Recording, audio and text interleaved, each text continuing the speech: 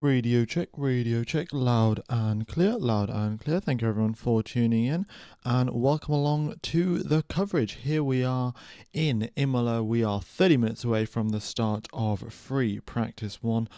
Hello Yuki Tsunoda in the chat, hello Nuclear, hello Isla, Mr. Dexter. Thank you everyone for tuning in, and we'll be getting underway for the coverage very, very shortly. Currently up on the screen we have got the Miami Grand Prix timings, the finish, the end of the race. Of course you can see Piastri won that with Norris in second place, and yeah, I will be doing a little bit of a build-up as we make our way towards the start time for Imola. Alright, so yeah, we've got 250 people tuned in. Thank you everyone for tuning in to the live stream, and we'll be getting underway very, very soon. Okay, Albon doing very good this season. Indeed he is. Look at that, up in 5th position there for Alex Albon. That was the best position Williams have scored. Tied best position Williams have scored since 2016. It was a very, very long time ago since they were this quick. And, well, I think it's fantastic, isn't it? Yeah. Did Aston bring upgrades? I'll get you all of the news for the upgrades shortly. And yeah, okay. How are you doing, F1 Game? I'm doing pretty well, actually. My exams are finally over. So yeah, I've got my new laptop that has arrived. I've set everything up on there. So hopefully, I've realised everything's works on the new laptop apart from the little squiggly lines that were saying, you know, when I was talking or not, but I'll get that sorted out. And it's not a new mic, but it is plugged into a different laptop, which can affect things slightly, and I think it's made the audio a little bit better as well. So, yeah.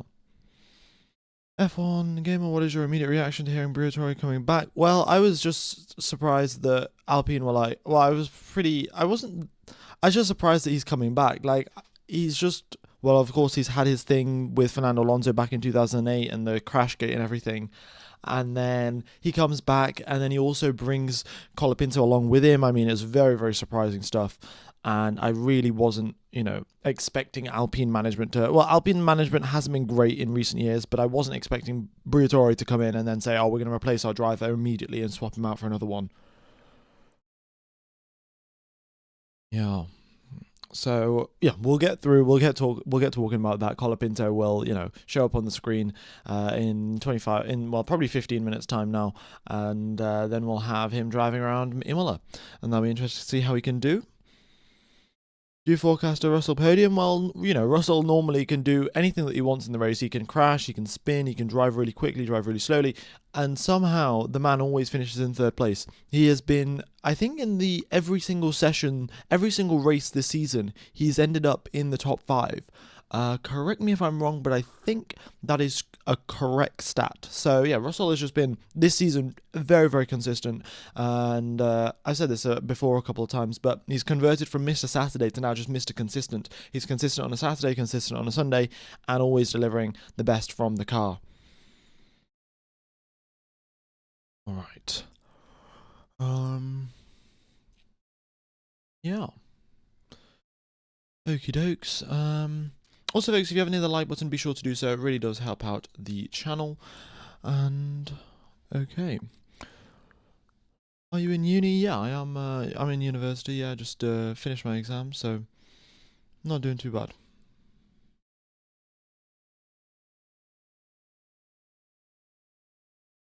Is Briatore coming back? Sets a bad precedent for people that can return to F1. Yeah, I mean, I don't know.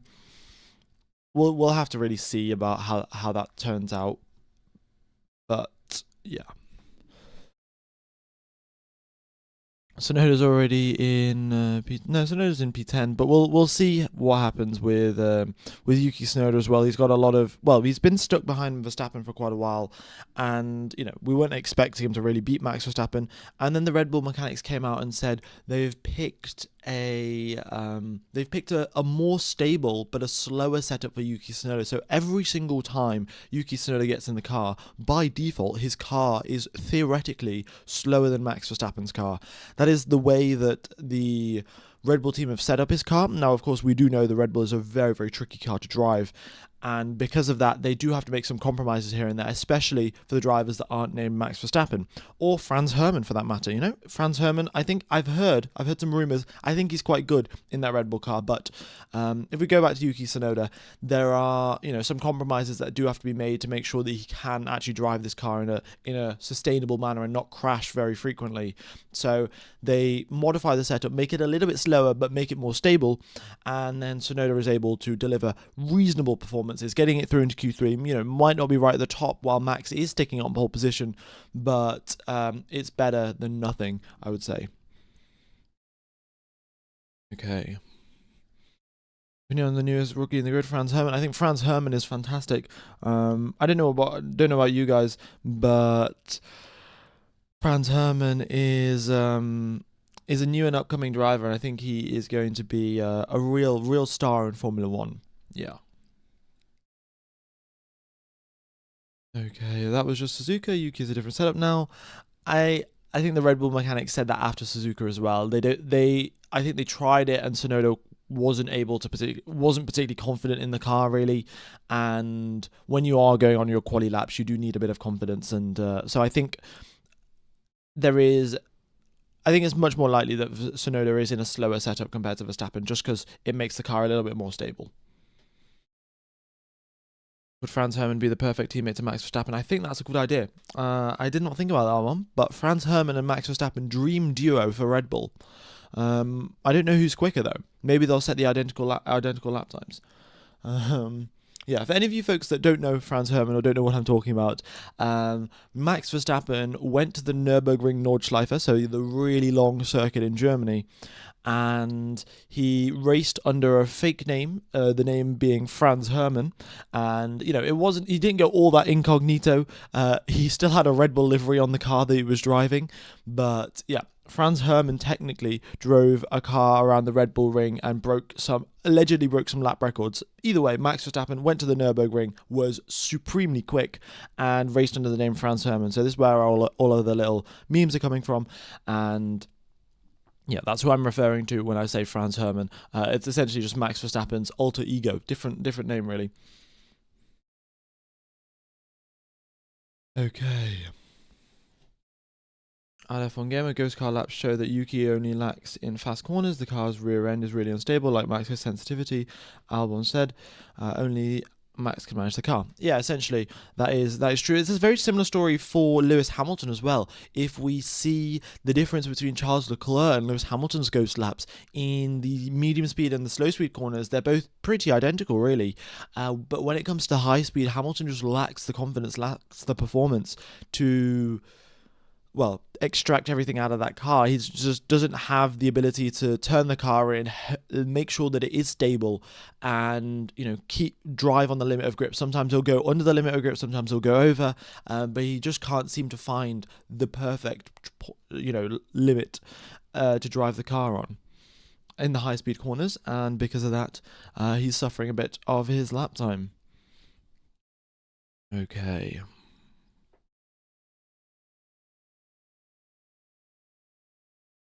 F1 Gamer, can you wish me a happy early birthday? Why not? Well, there you go. You've got your happy birthday wish. Happy birthday. All right. So yeah, we'll be getting underway very, very shortly. Let me just get a couple of other things ready in time for the start of FP1. I'll get you a list of the upgrades. That's pretty important, to be honest. So yeah, just give me a second, and I'll get you a list of all of the upgrades for all of the teams, and that will be fantastic.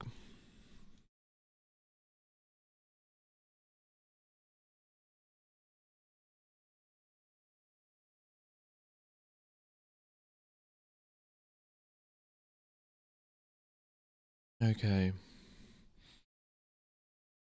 Twitch stream coming back, or is it cooked? I've paused streaming on Twitch mainly because my internet isn't the most stable thing in the world, and if I have to stream on YouTube and Twitch, I have to send my coverage over to YouTube and Twitch, which requires double the internet connection, and yeah, it doesn't really work most of the time. So unfortunately, Twitch stream is not coming back. Apologies there.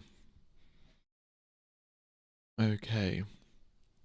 Any F2 drivers doing practice? Well, we'll find out. I don't think all of that information has come out yet, or maybe it has, but it hasn't been released on the data system as of yet. We should be getting Red Bull upgrades. They did have upgrades planned, but we shall find out soon enough. Is Leclerc still ill? No, I think Leclerc, he might be ill, but he's definitely taking part in FP2 for sure. I don't know about FP1, maybe another rookie driver will be stepping in. Of course, it's Kimi Antelli's home race as well this weekend.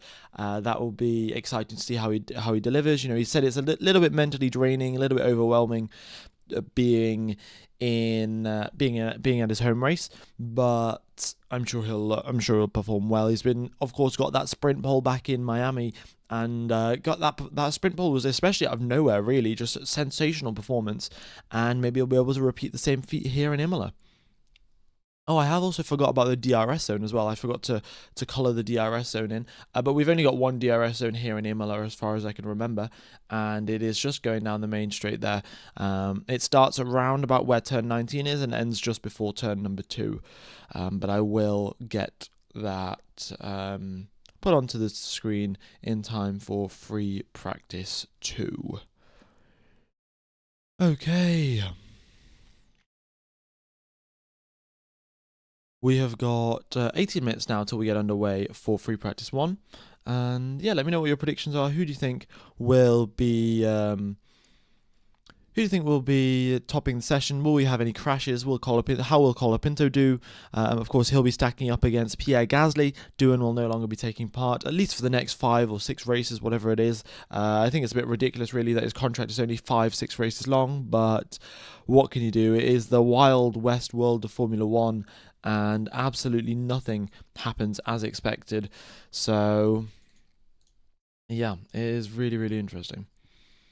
Track looks fairly straightforward. It is a fairly straightforward track, but in fact I shall take you through a lap, and in fact it's not the most straightforward, as you'll see from my onboard, because I did actually crash on my onboard. Let me turn the volume down as well on my onboard. I forgot to do that. Oh no, the volume's fine. Okay. So yeah, this was me attempting my final lap, came out the final corner and spun right into the barriers. I restarted the lap before I even crashed, but point being is that coming out the final corner, traction is very, very difficult, especially at the end of your hot lap, because your tyres are really overheating by that point and spinning is quite easy. So you come into the final 2 corners, and they're 2 90-degree corners, 2 left-handers. You get onto the power on 4th gear on the exit there, right up to the curb, up to the gravel. And this is a very old-school circuit. There's a painted white line, there's gravel or grass on the exit.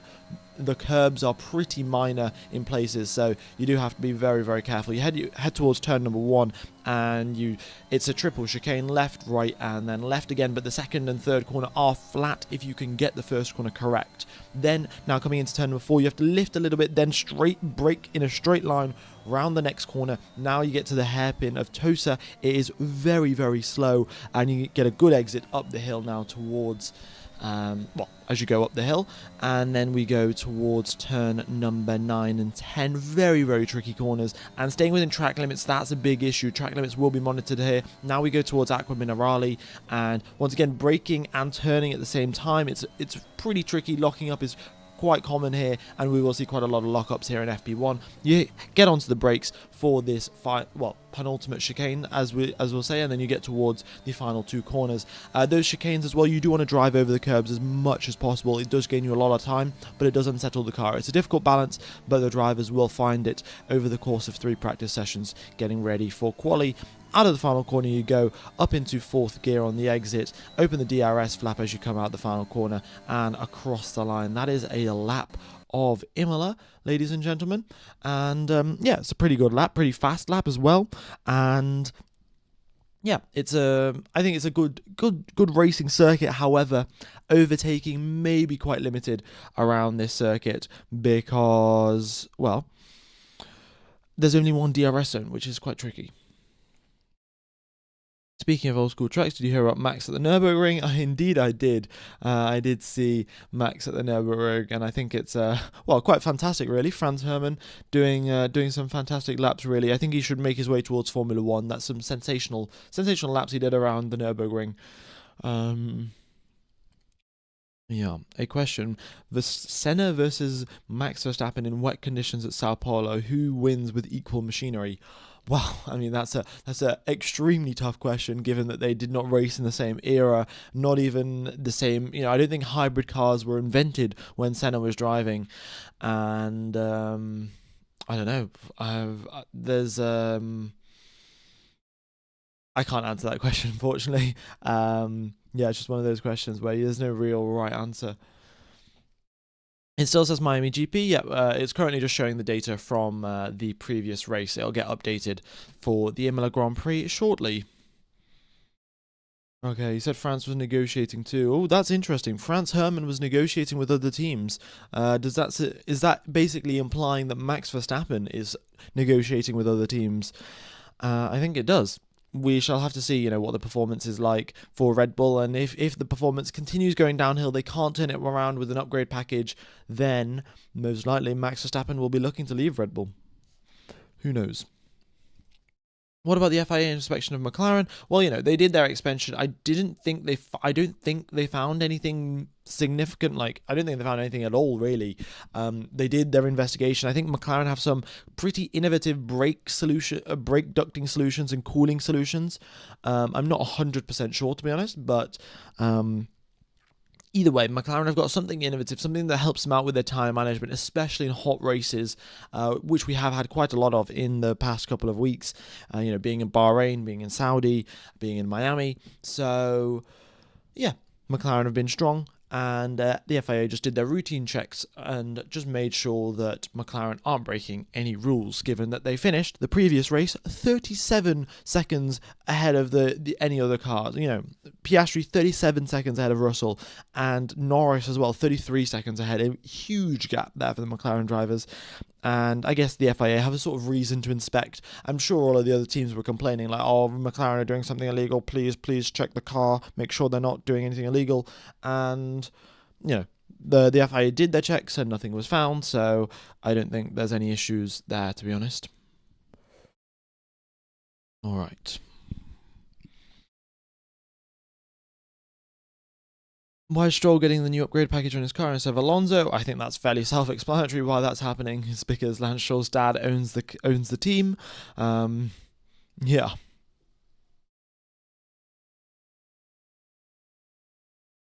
Also, we got an interesting quote here from Oscar Piastri, ladies and gentlemen. So Piastri, this media day, this from yesterday, and he was asked about, he's leading the championship, who's in the battle for the championship, and something along those lines. He answers, for now, clearly the battle for the championship is between Lando and I.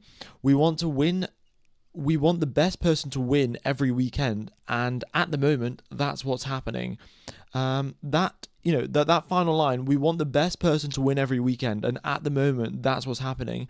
Oscar Piastri has just won the past three races. He's won Miami, he's won Saudi Arabia, and he's won Bahrain.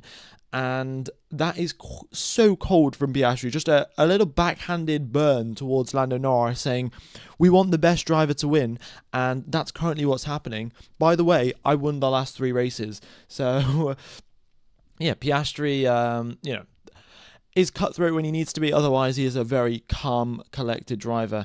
And, he'll have his sights set on the championship. We'll see what comes of that. We've got 312 people that have hit the like button. Thank you, everyone, for hitting the like button. Very much is appreciated.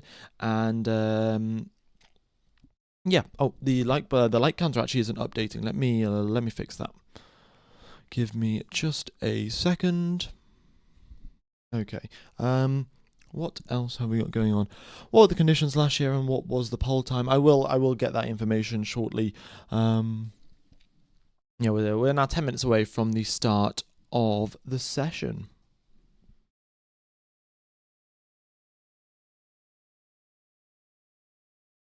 Okay.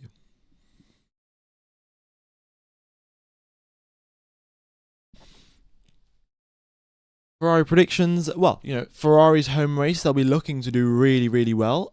Will they do really well? I have no idea, really. I've been trying to find who's got upgrades and who hasn't. It seems like Aston's have got upgrades, and Red Bull should have some. Ferrari might have changed their rear wing a little bit, but I will get something definitive and then let you guys know.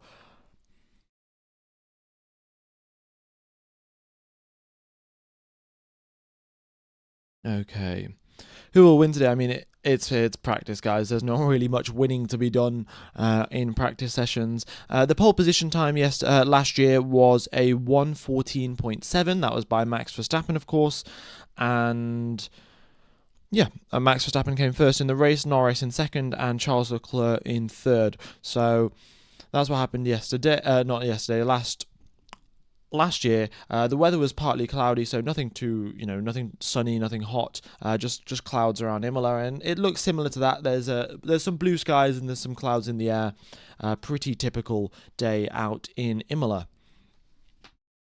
Okay, let me see if we have got the most up-to-date data. Let me just give it a quick refresh. Maybe we'll have it coming through. Oh, yeah, there we go. Okay. We'll have the most recent data coming through in 20 seconds here, folks. 20 seconds. So yeah, just hang in there, and we'll get it coming through. All right, hi F1 Gamer, a bit confusing, but your screen says Miami GP race. Yeah, it's. I'm about to change that in about 30 seconds. All right. Who do you support? No one in particular, really. I would support Seb Vettel if he was driving, but alas, he is not. And yeah. And I'll also get the upgrades for the teams. Normally, we get like the information, the FIA release documents basically saying, oh, this team have brought upgrades. And yeah, we'll get that information document soon enough once the data comes through. And then after that, we will be able to... we'll be able to have a look at which team have brought upgrades.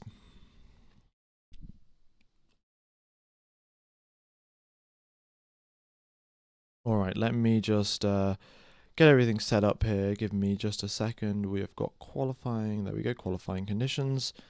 And there we've got all of our data. And now let's have a look at the FIA documents. Do we have any upgrades here? Entry list, car presentation, submission, self-scrutineering. I think this might be it. Oh yeah, here we go. We've got upgrade packages. So McLaren have brought a revised rear corner. They've upgraded their suspension. McLaren have. So just this part here, that's an upgrade for McLaren. Ferrari have brought upgrades for their rear suspension as well. Oh no, sorry, not the rear suspension. Ferrari brought upgrades to their rear wing. Red Bull have brought upgrades to their engine cover, rear suspension, and rear corner. So as you can see, just everywhere to the rear of the car, the brake ducts here, and then the engine covers. Mercedes have brought upgrades to the front wing of their car. Then we have got huge upgrades for Aston Martin, as you can see. Performance, everything. Loads of upgrades everywhere for Aston Martin. We've got some small upgrades for Alpine.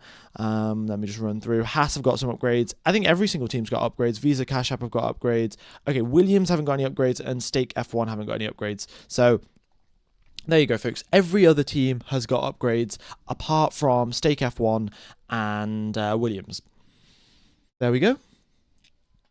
Do you think McLaren will be slower after the Spanish Grand Prix? I think they will, not by a huge amount, but I think they will slow down slightly. Yeah. Okay.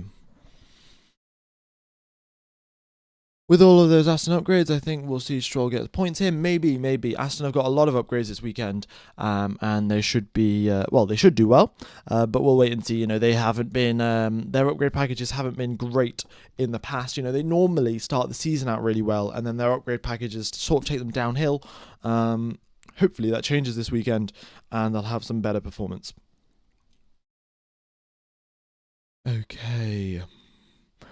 Has Williams actually stopped their development for 2025? Indeed, they have. Williams have switched over all development to the 2026 cars, and so yeah, we won't be expecting any more upgrade packages from the Williams team right till the end of the season. They will have some changes to their car. They'll, for example, at Baku they'll have a smaller rear wing. At Monza they'll have a tiny rear wing. At Monaco they'll have a huge rear wing. But these parts have already been designed, and they're just waiting in the factory. They're just going to swap them onto the car whenever they need them. However, they will not be designing anything new. And because they're not designing anything new, everything is being focused on the 2026 car, and no more updates or upgrades for the teams. For Williams, at least, all of the other teams. So this might be potentially their last upgrade package, with a lot of focus being put at 2026, and especially the aero gets significantly more complicated with all of the moving aerodynamic parts and everything.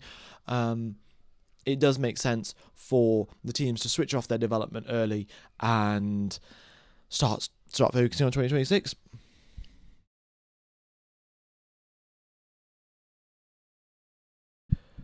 Is the rumor that Red Bull have copied or been inspired by McLaren's brakes and upgraded those, or is that fake? I have no way of knowing that, really. We'll wait and see. The track currently is 38 degrees, air temperature not 18 degrees, so it's not that hot, so it shouldn't affect, their upgrades won't be having a huge effect, even if they are, even if they have copied them, because the upgrades are very beneficial for high track temperatures, not so much for low. But as you can see here, ladies and gentlemen, Colapinto is in 15th position, so yeah, Jack Doohan has been replaced. Colapinto is no longer taking part.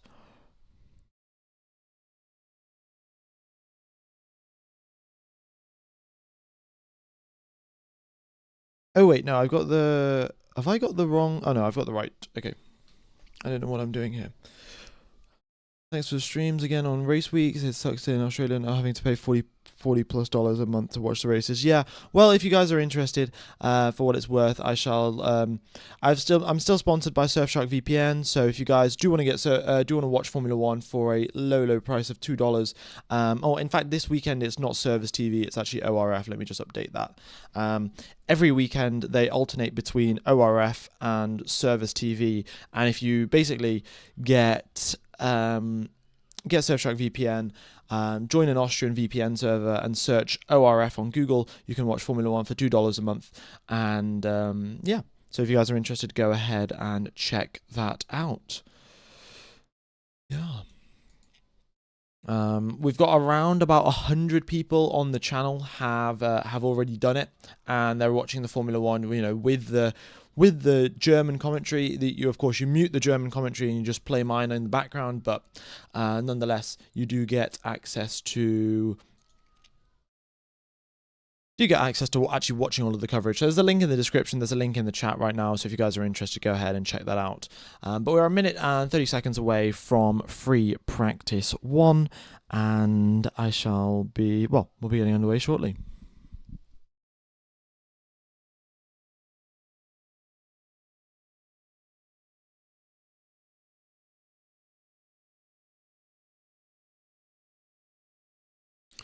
Okie dokes.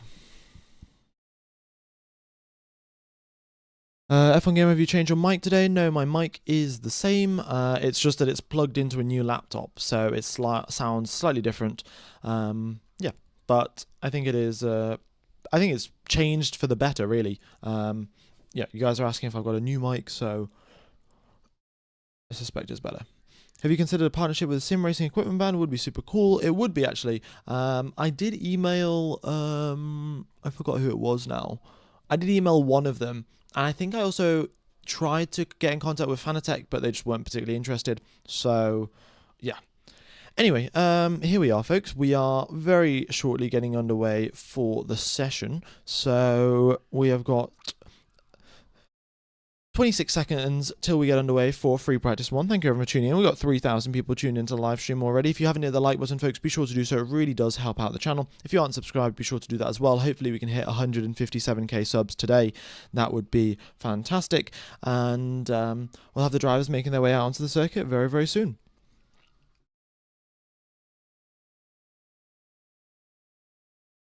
Which laptop do you use for streaming? I got a new laptop. I got an Asus VivoBook. Asus Vivo Pro 15, that's what it says on the sticker.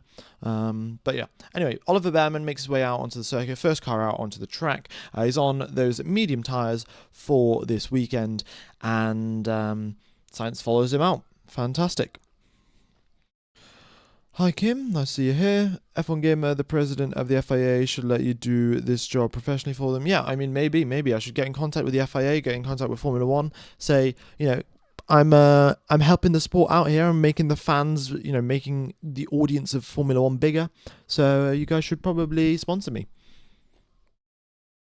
Who knows? Prediction on whether Russell's GPS is working. I'm going to predict that Russell's GPS isn't working really. Yeah, Simon Vella, thank you for joining the channel membership. It really does help out the channel. And yeah, I mean, due to all of the channel memberships and stuff, I am able to actually get this new laptop. So hopefully no more lagging on the stream. Of course, sometimes it's just the data itself that lags. But apart from that, hopefully my laptop isn't the limiting factor. But yeah, all right, let me turn this timer. Let me get rid of this timer, and then we'll also have the fastest sectors of all of the drivers driving around. So as you can see there, Bearman, quickest in the middle sector, of course. He is the quickest. He's the only driver that's completed the middle sector, so that's why he is the quickest.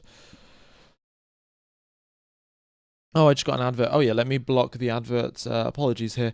Yeah, with this new laptop, I've still got half a dozen things still to set up, and the stream's been a little bit more hectic than typical. So yeah, I've just blocked the adverts there. Okay. And yeah, here we are. We got Colapinto out on the track. His highest finish in Formula One is in 6th position. The highest position that he started a race in is also... Oh, sorry, 8th position is the highest position that he finished a race in. 8th position is also the highest position that he... started the race in. And here in Imola we have got 19 corners. 70% of the lap is spent at full throttle. The drivers reach 306 kilometers per hour, especially as they make their way down towards turn number 1 with DRS open. Downforce is medium level of downforce, and tyre wear also isn't too high given that it is a proper race circuit and the surface has been worn down quite a bit, but it is not too smooth, you know, like the likes let's say Saudi or Miami, where the circuit, apart from Formula One, is barely ever used. So the surface ends up being very, very smooth. That's not so true for Imola. It does actually get used otherwise, apart from Formula One, and the surface is a little bit more rough. Still not as rough as Bahrain, but is rough, and we do get more tyre wear than Saudi and Miami.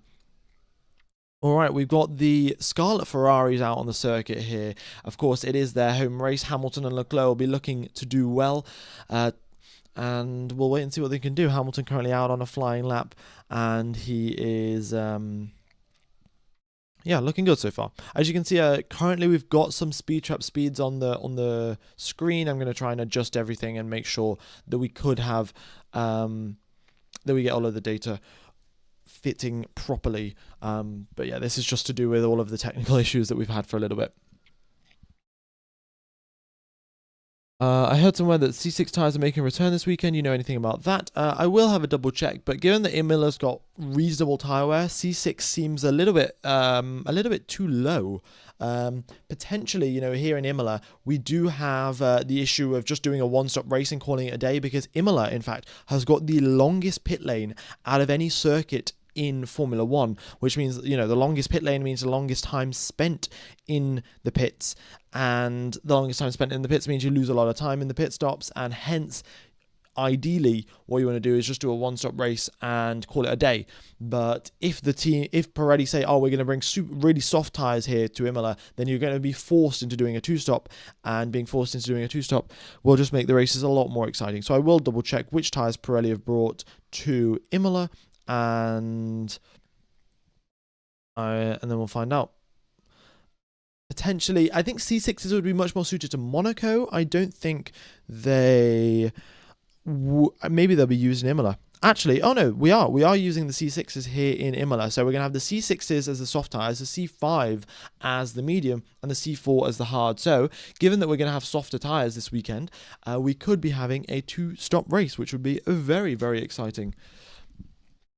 Oh, we got a replay here of Charles Leclerc. He's blocked one of the Astons, blocked Fernando Alonso. Not ideal there for Fernando. And Fernando, he backs out of his lap and just starts shaking his head. He's like, oh my God, Leclerc, what are you doing? And then also comes over the radio, I nearly crashed with Leclerc. So, yeah, puts his hands up in the air, being like, what are you doing, mate? Yeah, typical Ferrari stuff. Leclerc apologizing, but I'm sure the issue was the fact that his engineer didn't tell him that Fernando Alonso was behind him.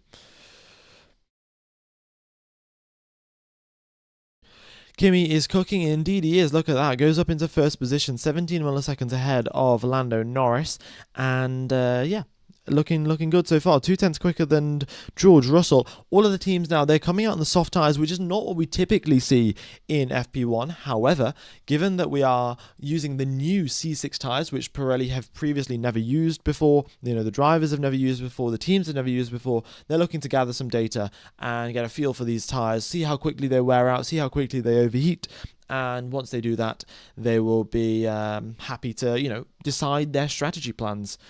Because the teams do have a lot of data on which tyres, let's say, for example, the C3 tyres last 40 laps in Miami, then they can sort of translate that over and say, oh, the C3 tyres here in Imola will probably last around 30 laps, something along those lines. They have the ability to sort of transfer the knowledge from a previous circuit to a new circuit, whereas they just haven't driven on the C6 tyres ever at any other circuit before, and that's why they're all going out now, or pretty much half the grid is out on a set of softs to gather some information for the engineers and the race strategists to have a look at.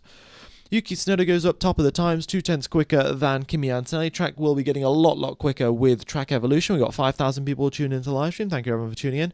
Be sure to hit the like button, folks. Really does help out the channel and very much is appreciated.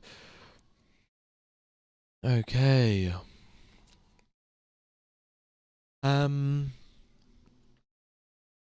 Okay, so we got track temperature up to 40 degrees, air temperature to 19, and Hamilton is purple in the middle sector. Looking good here. Service is better, especially if you buy Service TV. It's only €10 for the first year. Yeah, I mean, this thing, folks, if you are interested in watching Formula 1, Austria is probably the best place to go. If you want to watch Formula 1 for a cheap price, you can get Surfshark VPN to, VPN over to Austria, and then it's pretty straightforward from there. I don't know why the team radios aren't coming through. I will double check, and hopefully we'll get some team radios coming through. But by the looks of it, the team radio system not working today, and hopefully that'll be resolved in time for FP2. Fernando Alonso goes up to the top of the times there, a quarter of a second quicker than Yuki Tsunoda. Looks like the upgrades for Astons are working well. Yeah, so anyway, if you guys are interested in Surfshark VPN, you get Surfshark, you join the Austrian VPN server, you search ORF on Google, and you enjoy. Alright, Bortoletto comes over the radio, he says, check the ride height, it's bottoming like crazy on the straights. Yeah, obviously they just set the car up a little bit too low, and once they come back into the pits, they will... yeah, they'll increase the ride height again. These numbers do mean very little. Indeed, they do. It's a little bit early to say, oh, the upgrades are working well for Aston. But any news for Aston Martin fans is good news, I'd say, because they have had a terrible start to the season. I don't even know how many points they've scored, and by the looks of it, I think Stroll has scored more points than Alonso. Alonso's had a pretty bad run, really. So we'll wait and see. Hopefully, you can bounce back, but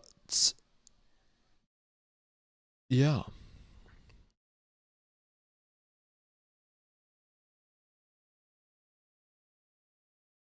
Okie dokes. Yeah, Fernando Alonso on no points, and we've got Lance Stroll on 14. So Aston Martin scoring 14 points. They're 7th place in the Constructors, and yeah, they got a lot of work to do, really.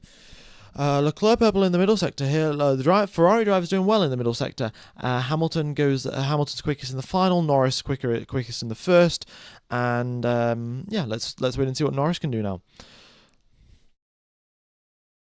There's no driver chat showing up on the stream. Yeah, unfortunately, team radios aren't working today. I will try and double check, but yeah. Give me just a second here, folks. I'll refresh restart the driver radio system, and hopefully that'll fix things. But I don't think that's going to help, to be honest.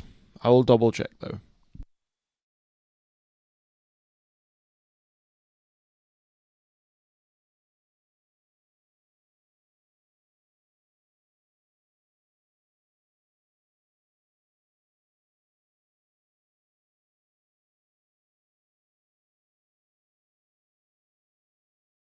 Yeah, okay. I've restarted it, but no promises here, ladies and gents. All right, Lando Norris top of the times there by a tenth of a second. We got Gasly on those mediums up in fourth position. That's fantastic from him. Piastri sets a quick lap, but he's 6/10ths back from his teammate, so a lot of ground to make up there for Piastri.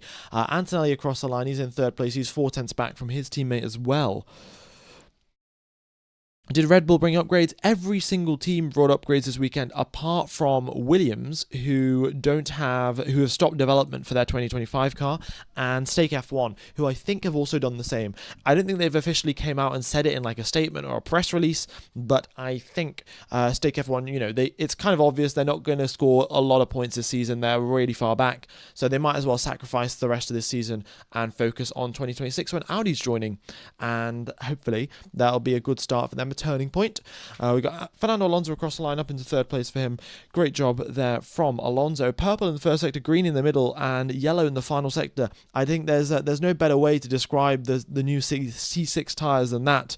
You got a lot of pace in the first sector, and then the tyres start overheating. You go slightly slower in the middle sector. They really start overheating in the middle sector, and by the final sector, they are absolutely shot. And you're going slower than your personal best. Right, in fact, I'll take you through a lap of Imola.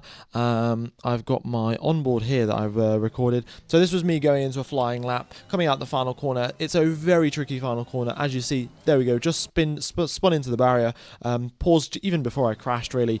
But, yeah, pretty tricky circuit, especially with all of the gravel and the grass around. It's very old school, and it's a nice challenge for the drivers. Okay, we've got Stroll up into fourth place, Hadjar up into sixth, and, yeah. We'll go through an onboard. So come out of the final corner. You want to be in fourth gear out of here. Onto the throttle you go, and you open the DRS flap here as you come down on the main straight. This is the only DRS zone on this entire circuit, and you barrel your way down towards turn number 1, just minimizing the distance of the track. Make your way over to the right hand side, brake at the 70-meter mark, get the line for the first corner right, then the second and third are flat, so no worries there.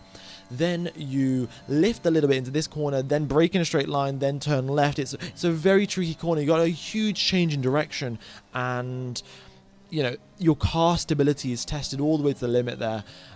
You go up the hill, exit the hairpin called Tosa, and then you make your way towards Aqua Minerale. It's a pretty tough corner. Again, you're braking and turning at the same time. Then you want to drive over these curbs. If you do exceed track limits, you will get your lap time deleted. This chicane here, you want to drive again over the curbs to maximize lap time, but if you go over the curbs too violently, then you're either going to exceed track limits on the exit, which again the FIA are monitoring, or you're just going to lose a lot of lap time because your car is going to go into Tokyo drift mode. You come towards the final corner, just try to get a good exit really after your tyres are really overheated at this point. Out of the final corner you come, and across the line. That is a lap of Imola. Okie dokes. So, yeah, we got Hamilton up in third position, Alonso in fourth, Leclerc in fifth, and everyone's doing quite a few runs on these soft tyres, getting a feel for how many runs you can really do without compromising the tyre's performance.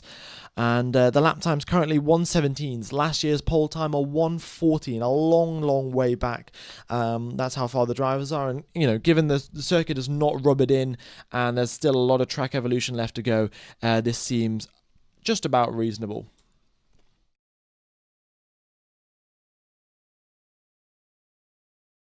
Okay.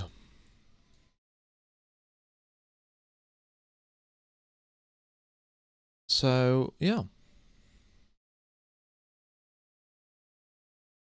What else have we got going on the circuit? Not all that much, really. Not all that much is going on. Drivers just doing their laps, really. Soon enough, the drivers are going to switch off the soft tires, are going to go onto the mediums. All of the other teams now, they've gathered some information on the soft tires. Now, we may be getting some Flovis paint out, we may be getting some aero rakes out for the teams to analyze the data of their new upgrade packages, because every single team have got upgrades. You know, they may be small, they may be big. Aston Martin, I would say, have got the biggest upgrade packages. Oh, and here we go, we've got the team radios coming through as well. Fantastic. So yeah, we've got Aston Martin with big upgrade packages. All of the other teams, they'll be analysing the data as well, trying to figure out what's working well, what's not. And yeah, I would say they've successfully gathered their soft tire information, and now it's time to look if the updates are upgrades or if they're downgrades. Yeah.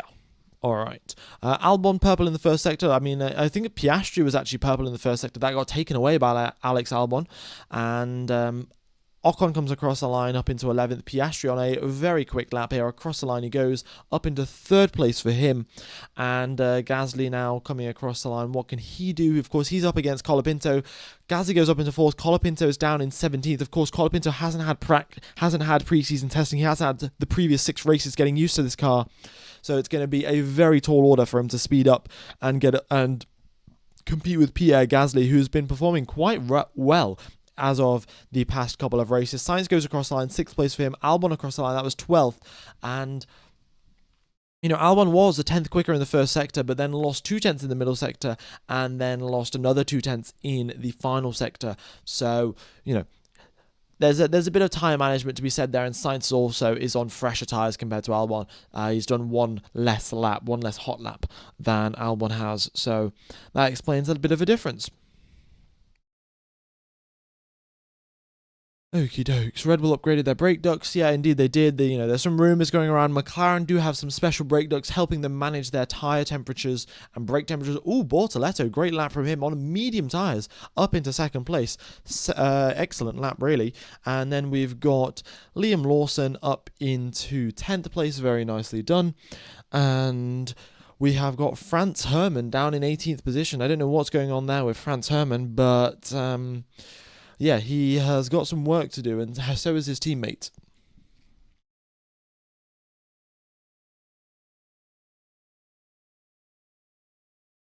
Okie dokes. I'm going to have a quick sip of water. I'll be back in just a second, folks. But yeah, if you guys haven't hit the like button, be sure to do so. Very much would be appreciated. We've got 42 minutes left of the session. We have nearly 20 minutes completed. Lando Norris top of the times, Bortoletto in 2nd place, and George Russell in 3rd position.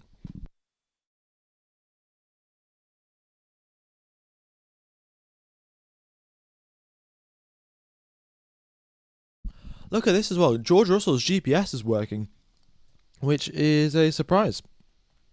Yeah, big surprise. Jack Doohan has been replaced.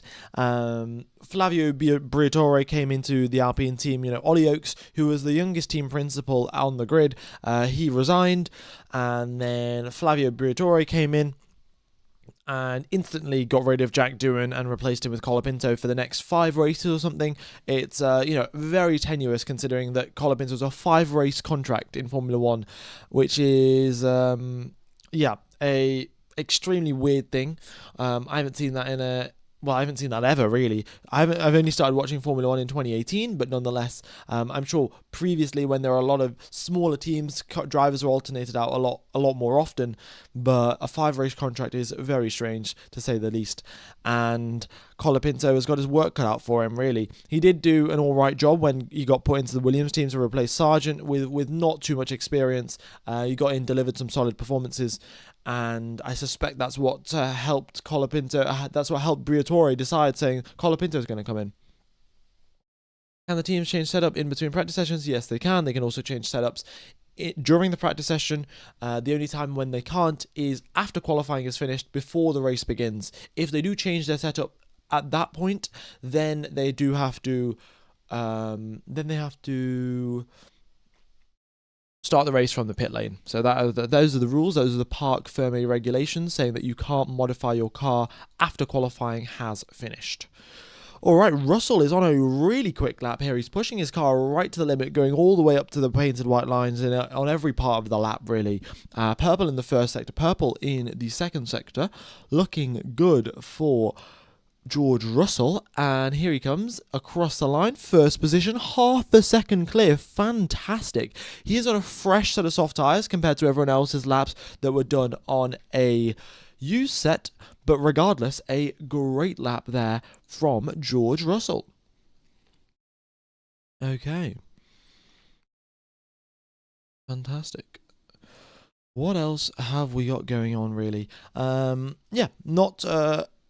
upgrades for every team apart from Williams and Kick Sauber, and now half of the grid is currently in the pits, just waiting around for some more laps that they're going to be doing soon enough once the cars are refueled and everything. Where's Max? Max is not driving. Franz Hermann is driving. Franz Hermann is currently in 18th position. Not where you typically expect to see him. However, he is on a quick lap now. He's on a push lap on a fresh set. Oh, well, not a reasonably fresh set of soft tyres. So we'll see what he can do. In the first sector, he's a 24.3, and that is not too far off what Russell and Albon are doing in the fastest first sectors. And then in the middle sector, it's a 26.8, which once again is not too far off what Russell is doing. Russell purple in all three sectors as well. I must say, a great lap from him. Yeah. All right, and we'll see what Verstappen can do. He's pushing the car quite hard, really, as he comes towards the final couple corners. And onto the throttle he goes, DRS wide open. Across the line comes Max Verstappen. It's only 10th place for him, only 10th position. I would have expected slightly higher, considering that Tsunoda went up into 3rd, and that's been quickly displaced by Albon. But yeah, great lap there from Tsunoda. Max Verstappen, though, where did he lose all of that time? It looks like the final sector, half a second lost in the final sector there for Max, and that's the reason he's ruined his lap. I don't know if he backed off or he made a mistake, but clearly something is going on down there at Red Bull. They know that they've upgraded. Oh, the lap was looking fine until the final two corners. That's what they say. So yeah, he's had to back off somewhere in the final two corners, made a mistake, and that was his lap ruined.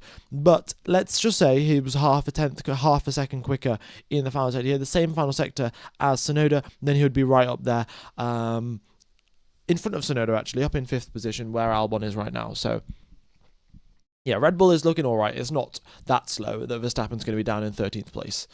Antonelli, purple in the middle sector. Now he goes quicker than his teammate in the middle sector. Not overall, though. That's only 3rd place for him. We got Gasly in 2nd position. And we've got Sainz across the line. 4th place for him. Looking good there. Looking good for the Williams. And Sainz is on a used set of tyres as well. On a used set of tyres, he goes slightly slower than Kimi Antonelli, and Antonelli was on a fresh set, so pretty good going. And I must say, Pierre Gasly, what is Gasly doing? He is on a medium set of tyres and is still up in 2nd position. It's just like Gasly just turns into prime Ayrton Senna whenever he feels like it, and then the next day he'll just pretend like nothing happened and just go about driving a normal race. It's very strange. I don't know how he's doing that. It must be just really low fuel loads, but I don't see why Alpine would be running really low fuel loads. It makes no sense for them in practice. What you ideally want to be doing is running high fuel loads, understanding the tyre wear, understanding the degradation and the relationship between, your car getting lighter and your tyres wearing out. At some circuits, your tyres don't wear out too much and your car does get significantly lighter because you spend a lot of time on the throttle, which means that overall your lap times go down as the stint progresses. In some of the circuits, because the tyre wear is so high, your lap time actually continues going up. Your tyres may get your car may get lighter, but because your tyres wear out so much, your lap times may go upwards. Okay. Yeah, we got most of the drivers currently in the pits, to be honest.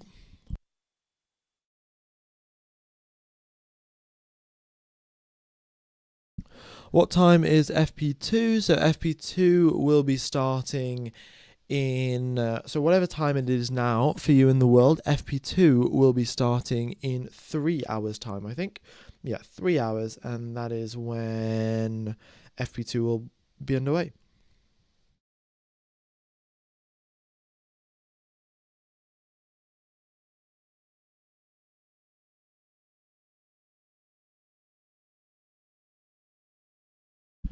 What are your predictions for Sunday's race? Honestly, I can't tell you that. It's a little bit too far out, really, what my predictions are for Sunday's race. I would say Fernando Alonso scores points, though. I'd like to think that happens here in Imola. And apart from that, I have no other predictions, at least for now. Ask me once we get to quali, and I'll definitely have some more. Alright, also folks, if you haven't hit the like button, be sure to do so. It does help out the channel, keeps us on our way to 200k, and if you haven't hit the subscribe button as well, that would very much be appreciated.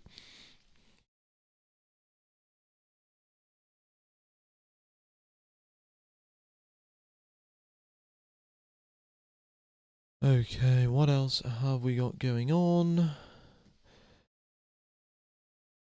Why is Max not doing so great? Which corners are you suffering the most with the lack of front? Basically, Verstappen's just saying the car is not turning in as much as he would like. It's been a pretty consistent complaint of Max Verstappen. We know that he likes a very pointy car, and it's not turning in as much as he would like. So then the team are asking him, which corners are you losing most of the lap time here, Max, because the car is not turning. And then Verstappen's come over the radio, and I think he said turn 7 and a couple more corners as well. But regardless, the team's trying to diagnose the issues here. We're only 30 minutes into practice. They've got to pick the setup still for the rest of the weekend, and they're going to diagnose any issues that they have in the hopes of making the car quicker. How lovely of Red Bull letting the rookie Franz Hermann drive in FP1. Yeah, I know, it's very, very kind of them. And I think it's great that Red Bull are trying out new rookies that are actually quick. Yeah. Alright, we got Charles Leclerc saying helmet lift is horrible. Helmet lift is a phenomenon. Basically, as you speed up, the helmet sort of is like trying to pull your head off, essentially. It's a very strange thing, but it happens to motorcyclists as well, especially if you're going at very high speeds. The aerodynamics of the helmet itself sort of creates a little bit of lift rather than downforce, and that sort of just yanks your head upwards. So yeah, it's some motorcycle helmets have little like rear wings essentially just on top of the helmet to try and reduce this phenomenon, and Leclerc will have to do something about that as well, to make sure that, well, his neck doesn't get under too much strain. Of course, I mean, the drivers are already under so much strain from their necks, but don't want to be adding to that unnecessarily. Hello, would you mind explaining your new display setup? Yeah, so we got the speed trap speeds here on the bottom middle. As you can see there, Bortoletto 291 kilometers per hour down through the speed traps. And then we've got the team radios to the right. On the left hand side we've got one column of team radios, and then the right hand side is the overflow. So basically, once it falls off the left column, it goes onto the right column, so you can still read it while if the team radio is coming through really, really quickly. And then just on top of the team radios, we've got the fastest sectors. So as you can see there, Sainz came across the line. He was second quickest in the third sector. Antonelli, is quickest in the middle sector. Verstappen is quickest in the first sector. It's basically just telling you what are the sector times for the fastest sectors of the lap. Okay.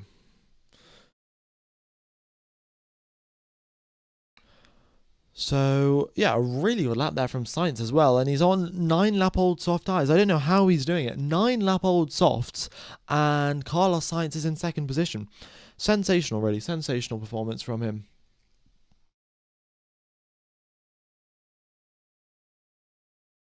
Okay, it looks like they're changing something on Charles Leclerc's screen. I don't know. He's coming over the radio saying the screen is too small.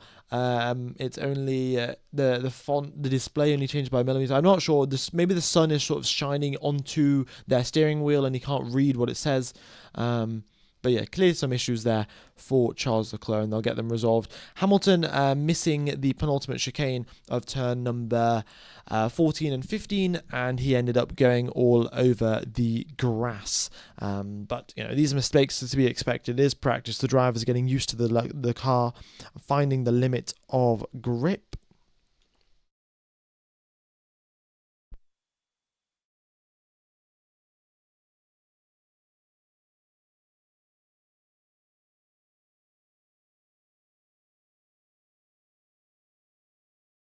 All right. Also, if you guys are interested in watching the Formula 1 coverage for a pretty cheap price, then what you can do is get Surfshark VPN. There's a link in the description. There's a link in the pinned chat comment. Essentially, you get Surfshark via my link. It's $2 a month for if you buy the 2-year package, so you do have to pay quite a bit up front, but overall it works out to $2 a month. You join an Austrian VPN server, which is quite straightforward. You just click on Austria, and then you search ORF into Google, and then you enjoy, really. You make an account, you log in, and you watch Formula 1. Job done. So it's $2 a month rather than the 30 or the 40 compared to depending on wherever you live. And if you guys are interested, go ahead and check that out. Okie dokes. F1 Gamer, the green stripes for the DRS zones were really helpful last race. Oh yeah, I'm going to set those up. With this new laptop that I've got, I have been a little bit swamped in getting everything transferred over from my old laptop to my new laptop, and I forgot to transfer over the DRS lines. So I will add that in time for FP2. Yeah. I haven't totally forgotten. Okay, is there a chance the Ferrari driver not screw up and at least one driver gets a podium? Yeah, I think Ferrari definitely could. It's going to be tough with the McLarens and Max Verstappen being so quick, but there is always a chance that they can pull out a good lap. I think Leclerc as well could pull out a sensational lap here in Imola, and then it's pretty difficult to overtake. So we'll just have to wait and see. Do you think Oscar can still continue from winning? I think Oscar definitely can. He's won the past 3 races in a row, and I'm sure he'll be looking to make it 4 in a row. As of right now, Norris in 6th position, Piastri in 13th. The lap time difference between the two drivers is 0.4 of a second. However, Piastri is on a quick lap here, so we'll wait and see what happens once he finishes his lap. Okay, F1 Gamer, another suggestion: red dots for DRS detection points. That was also on my list of things to do. But yeah, thank you very much for the suggestion, and I will have that done in time for FP2. It's pretty handy, to be honest, especially once we've got 2 drivers battling away for DRS and closing that gap down to 1 second. We'll wait and see. Well, it'll become very useful in the race. All right, we got Piastri across the line, first place for him. So now the pace difference was Piastri was being 0.4 behind Norris, and now he is 0.6 ahead of him. So really nice job there.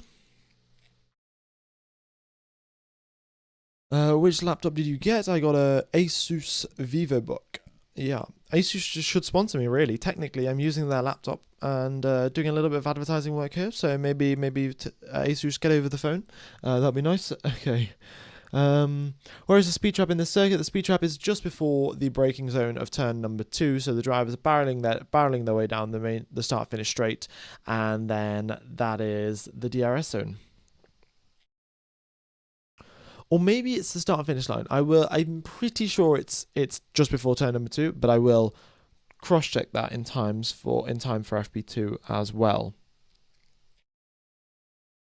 Okay, yeah, we got 26 minutes left of the session. I'll take you through a lap of the circuit. We got Alex Albon across the line. Quickest through the speed traps, 2:95 for Alex Albon. Very, very nice. And yeah, okay. Yeah, why not? Let me take you through a lap of the circuit. So it's a pretty tricky circuit, to be fair. You come out of the final corner, and if you get onto the power a little bit too early, then you do exactly what I just did there, and you spin into the barriers. Nobody has spun just yet. We've had a couple of lockups, a couple of drivers going straight on at the chicane. In fact, Hamilton, just at the chicane, the car drove through there. Hamilton locked up and went straight on. But yeah, once we get close to quali, and the drivers start doing qualifying simulations, we will see these mistakes start to creep in. And then you head towards the start-finish straight with DRS open, and well, as you can see, speeds reaching 310 kilometers per hour, 320 with the DRS finally open, so right as you come across the line. Then this first chicane, very, very tricky, so you brake, and then well, obviously you brake. I don't know what. But anyway, let's just move on from the first chicane. You make your way towards the hairpin here. You want to get a very good exit of here because you've got a long straight and a long run up the hill as well. So traction very key. Then you make your way up towards the hill. The next corner, you've got track limits to be wary of. FIA do monitor track limits here on the exit, and it's very easy just to slip wide. Now towards Aqua Minerale, you're braking and turning at the same time. So you're turning, braking, hopefully in a straight line. Otherwise, you are going to lock up. Then all over the exit curb just to maximize lap time. Then as you now go towards this chicane, this is where Hamilton went straight on over the grass, but drive over those curbs because it does gain you lap time. Then you head down the hill now towards the penultimate two corners. This is where Max Verstappen lost around half a second just because his tyres were overheating a little bit too much, and then you make a mistake. And yeah, very, very easy to make a mistake here, but fourth gear on the exit and open that DRS, shift up into 7th and 8th. Across the line you go, and that is a lap of the Imola. The Imola Grand Prix circuit. What is Gasly doing? Yeah, I don't know what Gasly is doing, but some sensational performances in an Alpine, mind I point out. Alpine, pretty much a tractor. And sort of, if you look at it, Alpine is sort of having a huge recovery arc, not as big as McLaren did back in 2024 and 2023, but a very big recovery for Alpine. And we'll wait and see what Colapinto can do. But Gasly, I would say, has been the forefront of that. He's been directing the car development. He's been saying, this is where the car is slow. This is where we need to improve performance. And then we'll get quicker. And the car has been doing that. The teams have been doing that. And yeah, a bit of a shame that they've got such a bad management system, really. Alonso across the line, 12th place for him. And Russell did 12 laps on his softs. Are they the softest softs? Indeed they are. They are the C6s, the new tyres from Pirelli, which the teams have never driven on before. So those are the tyres that are currently being used in the session. And yeah, the driver's doing a lot of laps on those just to get a feel for them, see what they can do, how quickly they wear out, how quickly they overheat, and things like that. And yeah. Okay. But Piastri again purple in the first sector. In fact, look at that. Piastri and Hamilton, identical lap times in the first sector. 24.276. Piastri does it and Hamilton does it. Very nice. And here comes Piastri now. Across the line he goes. It is still first place for him. And in fact, his previous lap, his second lap on the same set of tyres is 0.3 slower. So that's around sort of degradation that we're going to expect from the soft tyres. One hot lap, so one properly full send hot lap, will set you back 0.3 per lap of tyre performance. So yeah. The soft tyres do wear out very, very quickly. Hamilton, though, across the line on a fresh set of tyres, and it's a 16.6 for him, and he goes a 10th back from Piastri. Still, lap times are to tumble. The quickest laps from last year are 1:14.1, and now we're still up in the 1:16 range. Norris across the line, second place for him. He's 32 milliseconds back from his teammate. But this was on a used set of tyres, so technically, if he was on a fresh set, then maybe he would have been slightly quicker. Who knows? Piastri is a new upcoming champion. I think that is a very accurate description of what's happening with Oscar Piastri. He's been just giving consistent after consistent performances, and I think I can't remember the list exactly off the top of my head, but there's only 3 drivers, I think, that have won 3 races in a row with McLaren. I think that's Alan Prost, Mika Hakkinen, and someone else. I forgot who that is. But Piastri has joined that club of winning 3 races in a row with the McLaren team. So yeah, Piastri is doing brilliantly.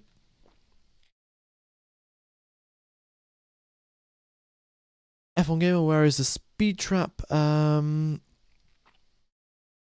Let's see. I will try and figure out exactly where the speed trap is. Just give me a second here.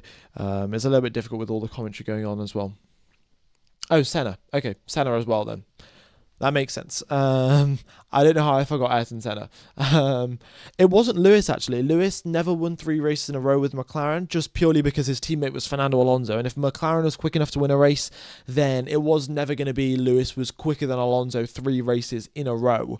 And, yeah. That's why That's why Hamilton doesn't have that record. But yeah, Senna. Does Red Bull? Is this the upgraded Red Bull? It is the upgraded Red Bull. Every team apart from Williams and Stake F1 have brought upgrades today. All right. Behrman dives into the pits, and we've got a couple more drivers starting their flying laps. Oh, in fact, no, Hulkenberg also dives into pits. I think Ocon's coming in as well. Back then, Hamilton was a rookie, and now Alonso's the rookie. Indeed, yeah. How the times have changed. The speed trap in Imola is located at the end of the stretch between Variante Alta and Ravazza. It is? Okay. Interesting. I did not think that's where its location was. But maybe it is. I will just double check. But I've picked the right one, I'm pretty sure. We'll just wait and see. We'll wait and see. Anyway, regardless, as you can see, Albon is quickest through the speed trap, and it's a pretty typical sign, really. Alex Albon quickest through the speed traps. The Williams is so slippery in a straight line, and Albon typically runs a pretty low downforce setup, so that's why he does so well. All right, we got Sainz on a flying lap here, and it is a 24.22 in the first sector. Goes quicker than his teammate by a fraction of a tenth. Looking good there for Carlos Sainz. Let's see his middle sector. Not so quick, I don't think. He's actually on a fresh set here. So let's see, actually. No, he's a yellow in the middle sector. Not ideal. And he's a 3/10 slower than Piastri. However, his final sector is looking really good. Oh yeah, the speed trap is actually where turn 16 is, folks. Apologies there. I thought it was. This is a huge radio message to Colapinto. Oh my god. Anyway, yeah, the speed trap is where turn number 16 is marked on the circuit. Apologies for that. I thought it was down the main straight. I don't know what that radio is. It's just a huge radio message to Colapinto. All right. They're having a full-blown conversation. They're writing a novel. All right, I got 7,000 people tuned into the live stream. That is fantastic. I think that might actually be a record for practice sessions. I haven't done that many practice sessions, but it's looking like it might be a record for the number of people tuned in, which is fantastic, folks. Thanks, everyone, for tuning in. And Yuki Snoda here is suffering from a little bit of traffic, and honestly, at Imola, it's such a narrow circuit. It is fairly short as well. It's not one of the longer ones, and because of that, we end up having quite a bit of traffic issues. Narrow circuit, not much space to go, and then drivers end up getting blocked. Nico Hulkenberg blocked by one of the Ferrari drivers again, and he's coming over the radio to complain. It's dangerous where he's going up the hill is Hamilton, and yeah, Hamilton blocks Hamilton, and then Leclerc blocked. Oh no, not Hamilton. Hamilton blocked Hulkenberg. Leclerc blocked Alonso. It's typical Ferrari engineer stuff, just not telling your drivers when there's other drivers on the way. Colapinto, I think that's Colapinto, isn't it? Yeah, coming out of turn number 6, all over the curb. So just currently where Stroll's approaching right now. All over the curb, all over the gravel. It is a very tricky part of the circuit, to be honest, because you are braking and turning at the same time. You want to brake in a straight line, ideally, but sometimes, if you turn ever so slightly late, like a split second too late, then you do have to compromise your line, start braking and turning at the same time, and then you go off into the gravel. Hamilton purple in the first sector. It's on a used set of tyres as well. Russell as well, 15-lap-old softs. I don't think that's when he did his quick lap. But regardless, really, really quick from George Russell. And Verstappen is in 7th position. A lot of work to do for the Red Bull team. They've brought upgrades, but so has every other team on the grid. So, your car could theoretically be 1/10 of a second quicker, 2/10 of a second quicker, but if every other car is 2/10 of a second quicker, it literally doesn't matter because you're still in the same position on the grid as you were the weekend before. You need more upgrades in the teams, more upgrades, more performance, and Red Bull is lacking that. Okay, why is Max coming out? I think Tsunoda's just made his way out onto the circuit. Oh no, actually no, he hasn't. Tsunoda's just on a lap. I'm guessing that Max just hasn't come out because there's not much for him to do right now. They've analyzed the data on the soft tires. They'll be modifying his setup probably. Yeah, he was complaining about turn-in issues, so most likely they're going to be modifying the soft tires, not the soft tires, the suspension. Sorry, suspension settings, anti-roll bar settings, to try and help him with the turn-in and the downforce and all of that stuff. Hamilton a lot faster than Leclerc right now. Yeah, it looks like that on the circuit indeed. Hamilton is only a tenth off the top, and Leclerc is half a second back. So, yeah, pretty clearly Hamilton is quicker, but we'll wait and see what happens once we get to quali. The drivers, especially at these top level teams where they're pretty identical in terms of performance, that gap always closes up. Like, as you can see, the gap here between Piastri and Norris is 32 milliseconds, but I would not be surprised if we get to qualifying and they set an identical lap time. And yeah, the gap between Sainz and Albon right now is 1.5 tenths of a second. That'll dip down to like half a tenth. These drivers are really good, and their gaps get smaller and smaller. F1 Gamer, I'm not an expert, but the track looks easy. Well, the track looks easy on the map. However, if I show you the onboard of the circuit, which I shall do just here, there is no runoff whatsoever. As you can see, there's gravel on the exit, or again, gravel on the exit. You spin into the barrier as you go. So yeah, and then there's curbs here, but again, there's runoff on this corner. This is one of the few corners where there is runoff. But apart from that, it's grass, gravel, and painted white lines. So it looks easy, but it is a very difficult circuit for the drivers to consistently stay within track limits, but drive all the way to the limit. So we'll go for an onboard. You come down the main straight, up into 8th gear, 320 kilometers per hour as you blast down the straight there, and onto the brakes you go. 70-meter mark, hit this first apex, and it's flat for the next two corners of this chicane. Now, this is a very tricky one. You lift just a little bit because you don't lose too much time. Then onto the brakes in a straight line, and then you go all over these curbs. This is where Colapinto was over the gravel. Then you into the hairpin, your late apex to get as much power down as early as possible.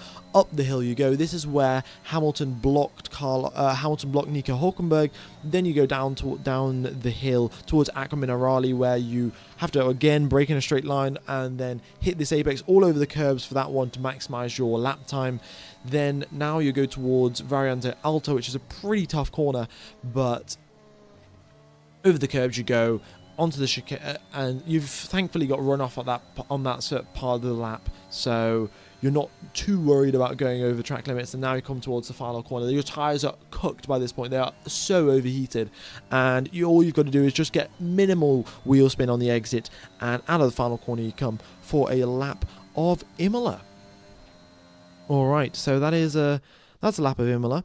And we got Sainz up into 3rd place. Fantastic job from him, and he's half the 10th back from Oscar Piastri, and he's done this on a used set of tyres. Oh my god, Carlos Sainz, take a bow. And Williams is doing fantastically. Hamilton says, geez, this guy just tried to brake test me. I don't know what's going on there, but clearly some miscommunication between the drivers, misunderstanding of who's going to do what. Yeah, Hamilton, in fact, is quicker than Piastri in the slow speed corners. So by the looks of it, Ferrari have set their car up for the slow speed, and they've got fantastic performance in those corners. But then for the remaining part of the lap, Piastri is a good chunk quicker. All right. 10 minutes to go now, ladies and gents. So yeah, Carlos Sainz is a smooth operator. Oh yeah, Carlos Sainz. In fact, folks, I've just made some designs. I've made a T-shirt design for George Russell. Let me put that up on the screen. I'm thinking of making some merch. I think I've made a fairly cool design for George Russell. Let me just find where I've saved it and let me bring it up onto the screen. All right. It's gonna just block up the screen for a sec. Let me get everything sorted out properly.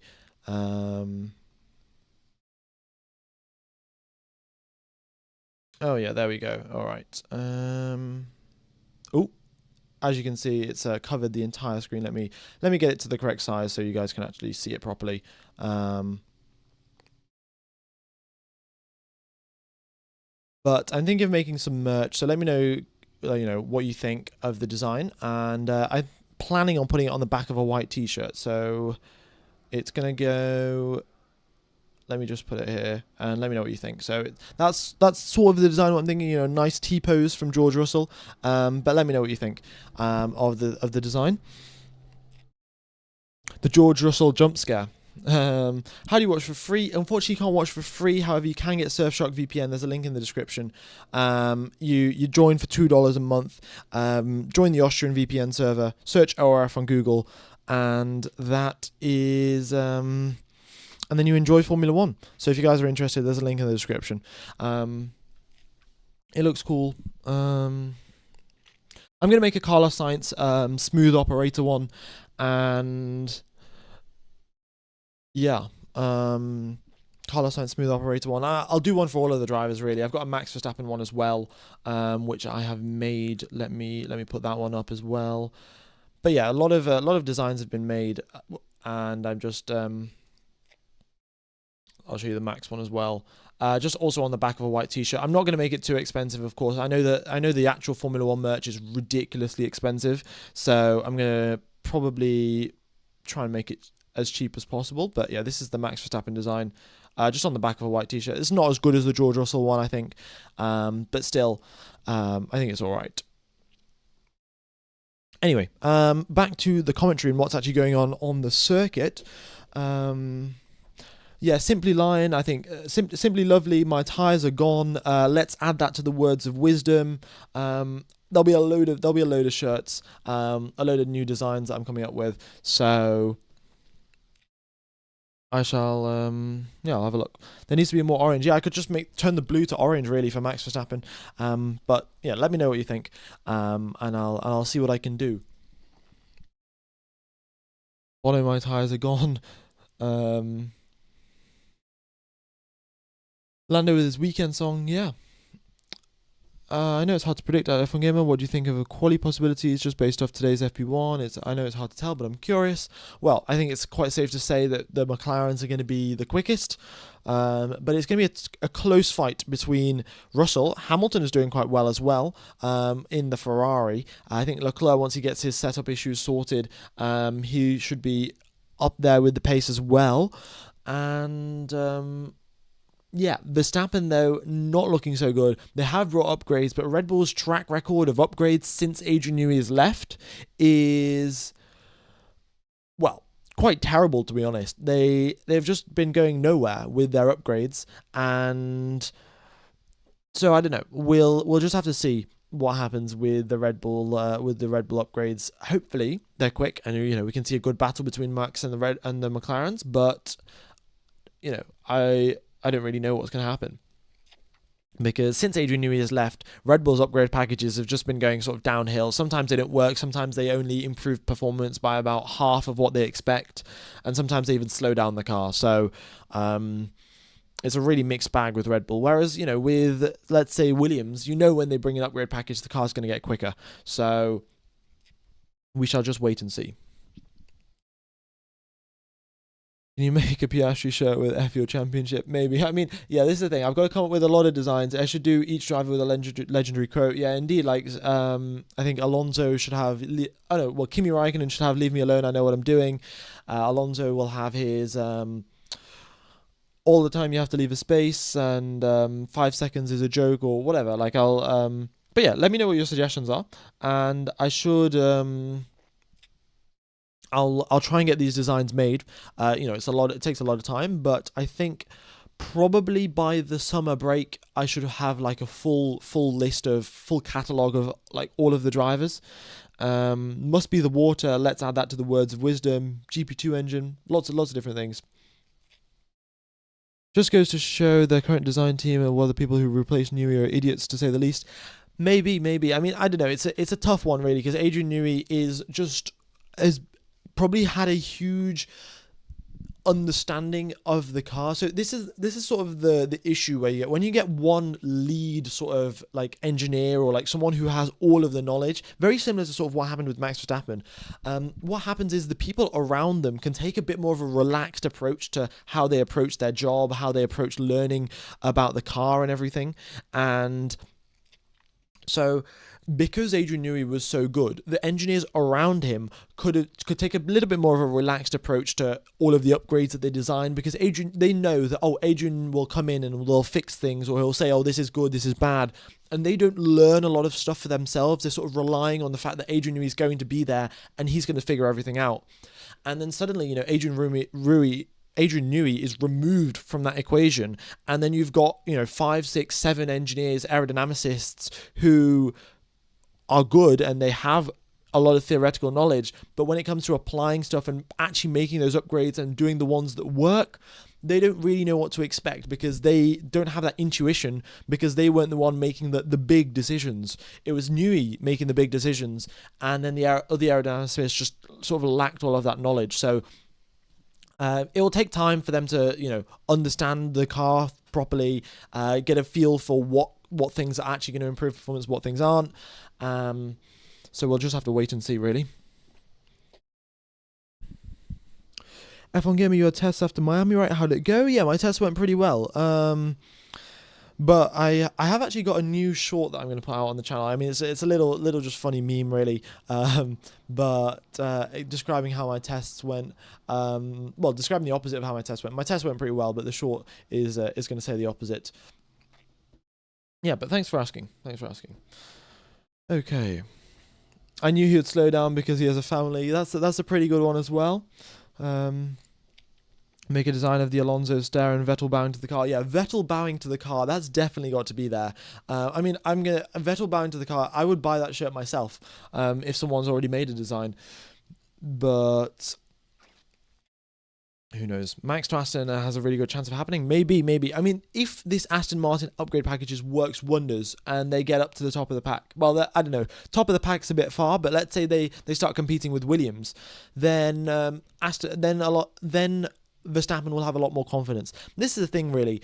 When you're trying to predict 2026 performance, looking at which team is the fastest right now isn't the best way of going about it. I think looking at which team has had the most improvement and which team can consistently bring upgrade packages that work, which means that they have a good understanding of the aerodynamics. Oh, yellow flag. Bortoleto has crashed. 2 minutes left to the end of the session. Bortoleto in the gravel, stuck in the gravel.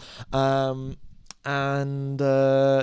is by the looks of it, the end of the session. 2 minutes left, and he's okay. He's fine. He's going to be making his way out of the car, but I will just show you a replay exactly. In fact, I've got this is a perfect situation. This is what happened to Bortoleto. So he comes in towards the final corner, he gets onto the power, and instead of spinning over to the left-hand side, he spins over to the right. So essentially, as you just saw on my replay, he was doing his lap, and then suddenly he loses the car, and off he goes into the gravel on the right-hand side there.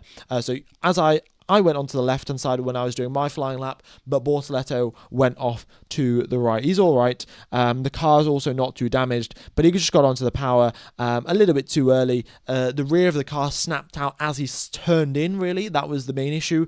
And then, there was no recovering from that. And that's the end of... That's the end of his FP1. Just the front of the car's damaged, really. I think maybe one suspension arm or so, but they'll be able to get that repaired in time for free practice 2.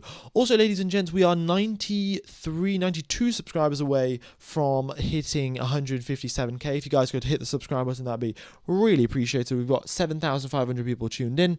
All right. F1 Gamer do one with Max saying it's just talent, not luck. It would be savage. I know Norris said the opposite, but yeah, that would be a pretty good design, actually. Oh, thanks, folks. Everyone, thank you very much for all of the quotes. I will do my best to fit them all into designs. But yes, that is the end of the session. There are 30 seconds left on the clock. Session's not going to restart. And yeah, thank you everyone for tuning in. It's been a pleasure commentating to you guys. I will be live in 2 hours' time for the start of Free Practice 2. Free Practice 2 itself will start in 2.5 hours. I'll do another build-up of 2.5 of half an hour. So if you guys do want... if you guys do want to tune in, then I'm going to end the stream now. I'll take you over to the FP2 stream. Just hit the reminder button, hit the like button. It helps out the channel. It helps out the YouTube algorithm. And I should see you guys around in 2 hours' time. Thank you everyone for tuning in. And if you guys are once again interested in watching the coverage, you've got 2 hours now to buy Surfshark VPN. And then you, using the link in the description, join the Austrian VPN server, search ORF into Google, and then you enjoy Formula 1 coverage. Alright, so that's it from me, ladies and gents. I will see you in 2 hours' time for Free Practice 2. Cheers.